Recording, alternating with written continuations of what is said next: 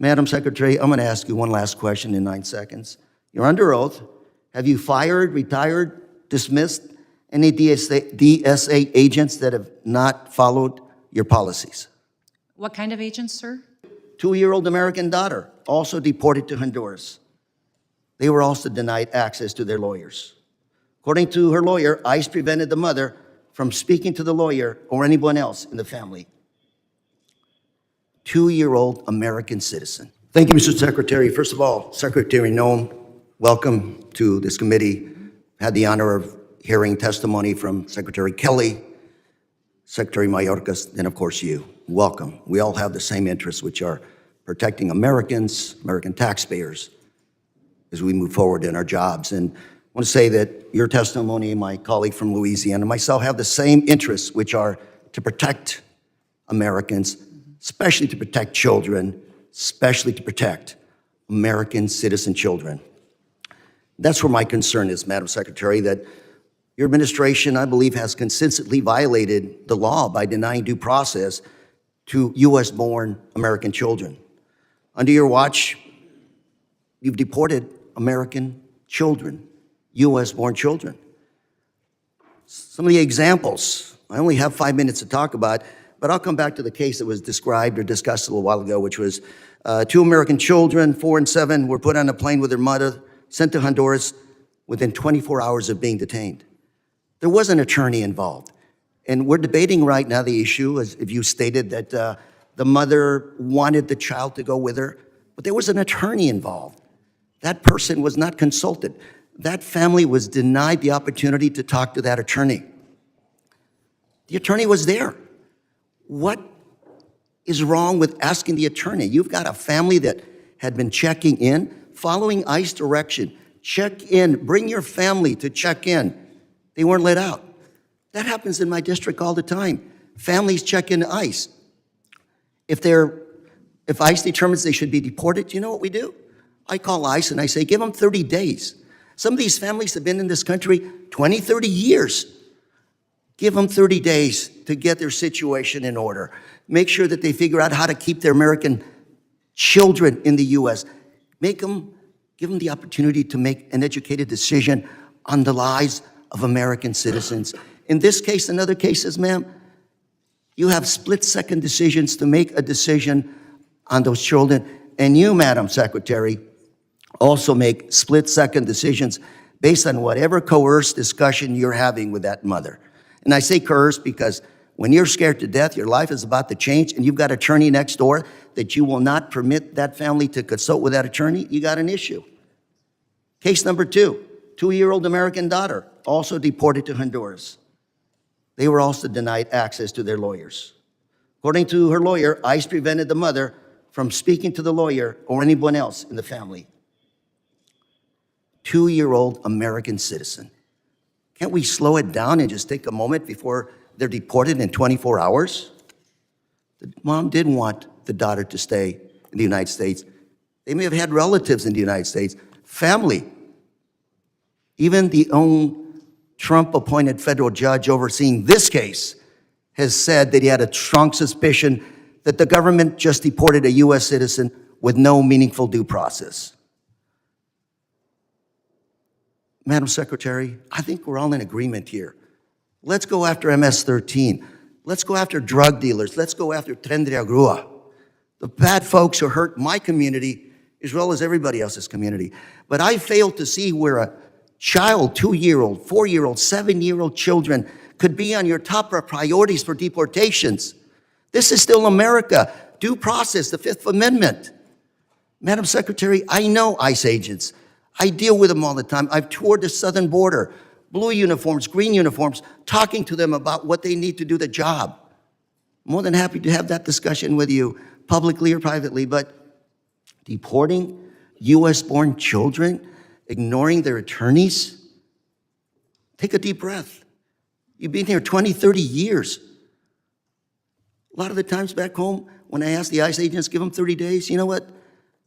Without fail, that person comes back or self-deports.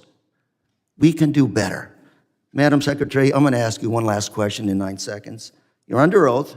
Have you fired, retired, dismissed any DSA agents that have not followed your policies?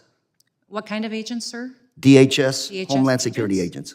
Yes. Specific law enforcement officers? Yes, ma'am. Officers under your watch. I haven't given any specific orders to any law enforcement officers under the Department of Homeland Security. So there are, within the Department of Homeland Security, 280,000 employees. 47,000 of them are Coast Guard individuals. So 230,000 individuals are employees, and we're very proud of the work that they do. Thank you, Mr. Chairman, for recognizing that it's Police Week.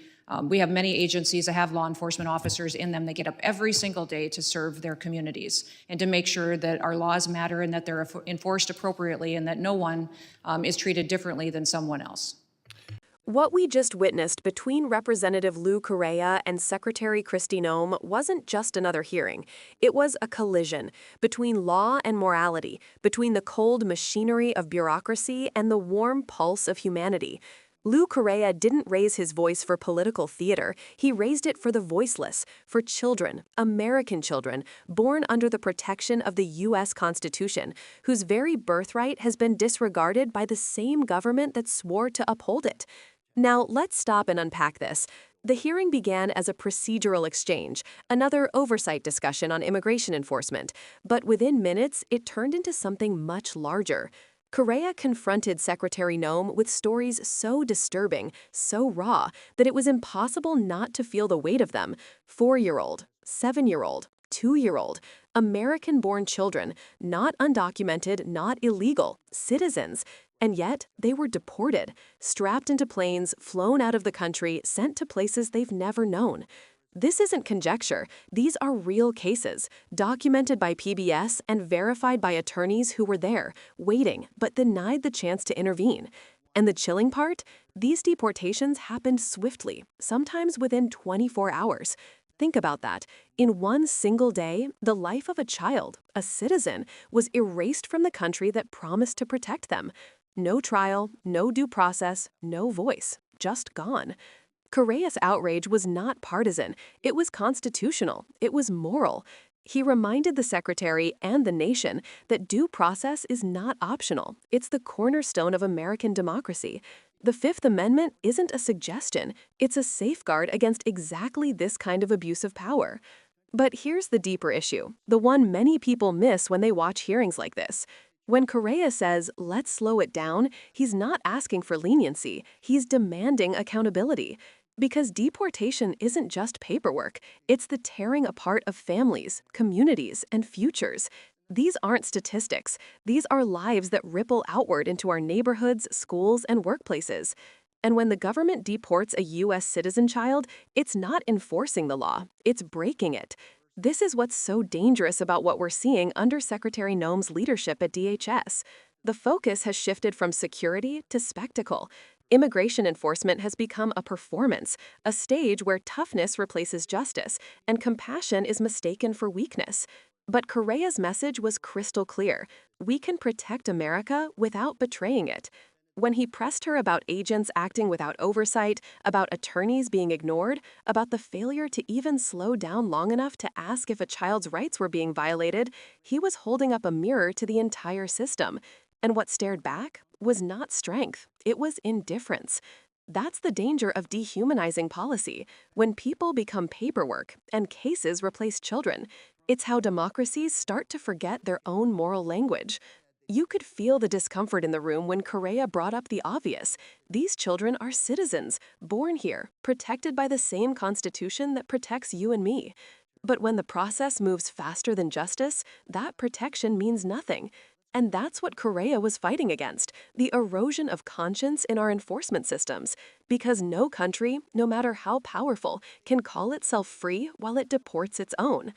Now, here's something most viewers might not realize. These deportations don't happen in isolation. They happen in the gray zone of bureaucracy, a place where policy meets panic.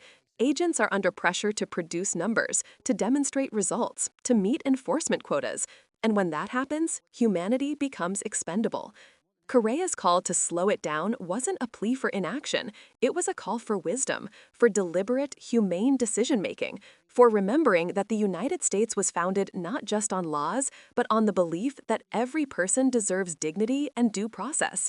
He also touched on something profound, that even within DHS, there are agents who don't want this.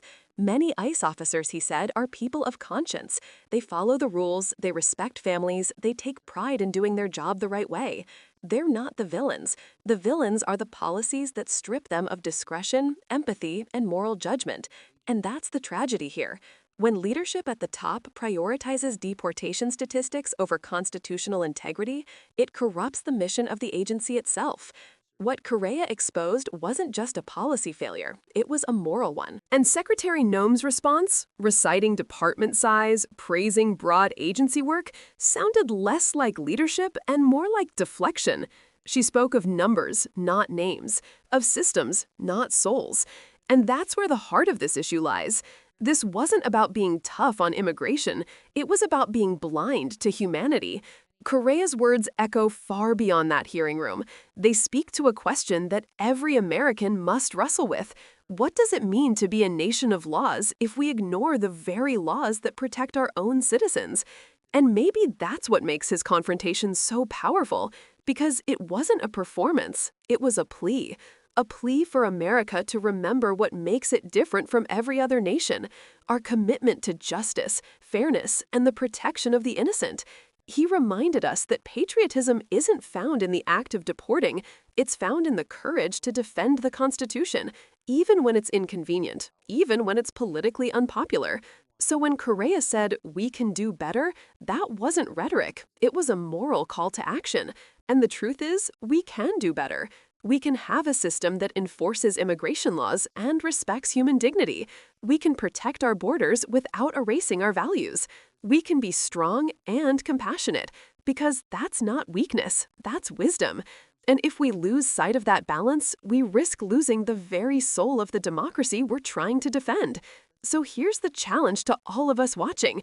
Don't tune out. Don't dismiss hearings like this as just political theater, because behind every argument, every statistic, and every procedural fight, there are real human lives hanging in the balance. And if we claim to care about justice, then we must demand accountability from those who wield power and from ourselves as a nation. Because in the end, this isn't about policy, it's about principle. It's about whether we still mean it when we say that all persons born in the United States are citizens, and that their rights are not negotiable. So let's keep this conversation alive. If you believe America should stand for both security and humanity, hit that like button, share this message, and drop your thoughts below. Do you believe our immigration system still reflects our values, or have we lost sight of who we're supposed to be? Because justice doesn't defend itself. It needs all of us, and it starts with not looking away.